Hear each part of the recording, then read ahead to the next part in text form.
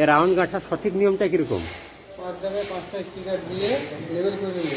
তারপরে সেটা থেকে পাটা এবং পাটা চাপিয়ে একটার পর একটা বসাবে। যেমন কি এরকম করি, হ্যাঁ, নাহলে হবে না। এই যে একটা স্টিকার নিলে, হ্যাঁ, নেওয়ার পরে তারপরে এইভাবে দিলে, হ্যাঁ,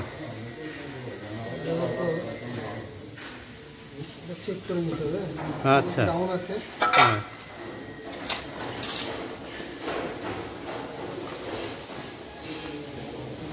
এরকম ভাবে নিয়ে এরকম ভাবে দেবে। হ্যাঁ, আচ্ছা, তারপরে এবার দেখে নেবে। পাটা চেক করতে হবে। হ্যাঁ, আগে চেক করে নিতে হবে। হুম, এই যে তোমার লেবেল হয়ে গেল। আচ্ছা, লাস্টের দিকে একবার এখানে টেপ বাঁধে নিয়ে গোল করে কোনখানটা টেপ বাজাতে হবে? ওটা হচ্ছে সেন্টার লাইন।